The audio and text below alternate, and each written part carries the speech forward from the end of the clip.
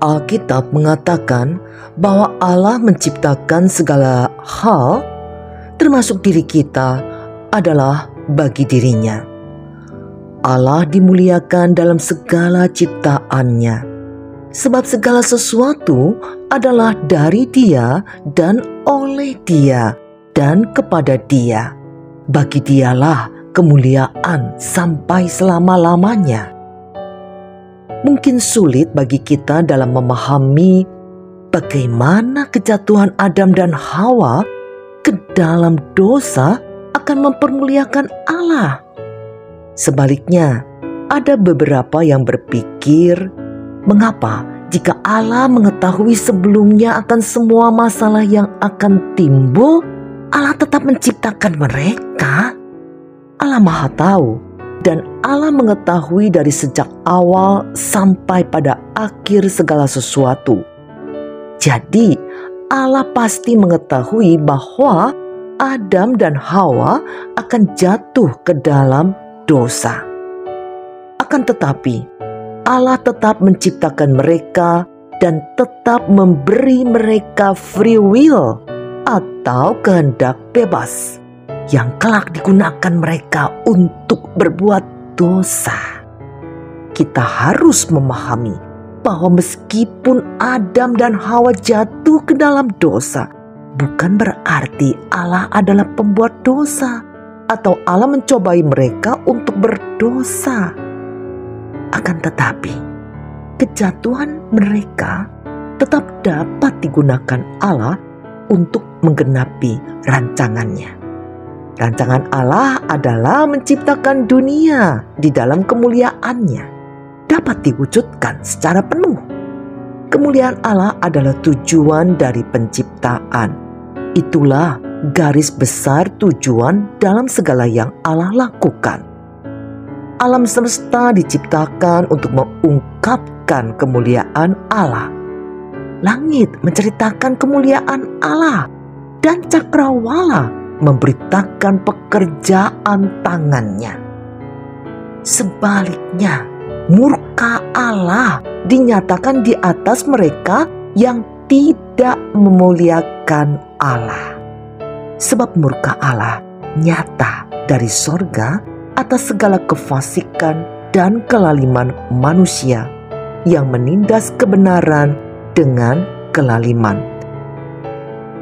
Dunia yang mempertunjukkan kemuliaan Allah adalah dunia yang kita diami, dunia yang diizinkan terjatuh, dunia yang diselamatkan, dunia yang akan dipulihkan kembali kepada kesempurnaan awalnya.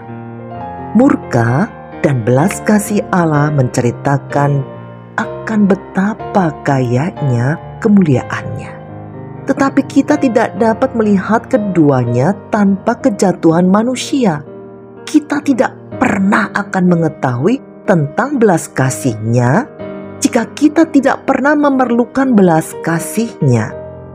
Jadi, semua rencana Allah, termasuk jatuhnya umat manusia, penentuan umat pilihan, penyelamatan, dan penebusan dosa umat manusia adalah untuk menggenapi rancangannya bagi mempermuliakan Allah. Ketika manusia jatuh ke dalam dosa, belas kasih Allah ditunjukkan karena Allah tidak langsung membunuhnya pada saat itu juga. Belas kasih Allah terwujud ketika Ia menciptakan penutup bagi kemaluan mereka. Kesabaran dan kesetiaan Allah juga ditunjukkan ketika di kemudian hari manusia semakin berbuat jahat.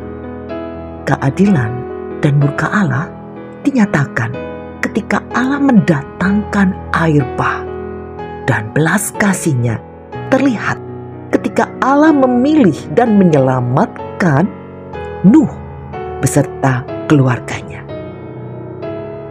Jika Allah memutuskan untuk tidak menciptakan Adam dan Hawa berdasarkan pengetahuannya maka kita tidak akan pernah mengetahui akan betapa amat dalamnya kasih-Nya.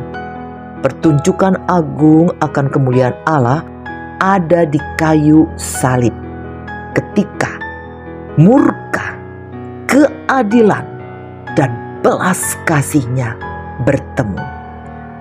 Salib adalah pertemuan antara kasih dan keadilan Allah yang digenapi melalui Yesus Kristus sebagai anak domba yang dikurbankan untuk menghapus dosa dunia. Penghukuman atas dosa telah digenapi di kayu salib, dan kasih karunia Allah dinyatakan dalam ucapan Anak-Nya. Bapa, ampunilah mereka. Pada akhirnya, Allah akan dipermuliakan ketika umat pilihan-Nya menyembah Dia selama-lamanya bersama para malaikat, dan orang jahat pun akan memuliakan Allah ketika kebenaran-Nya dinyatakan pada hukuman kekal bagi pendosa yang tidak mau bertobat. Tanpa kejatuhan Adam dan Hawa, kita tidak mungkin mengetahui keadilan dan kasih Allah bagi kita.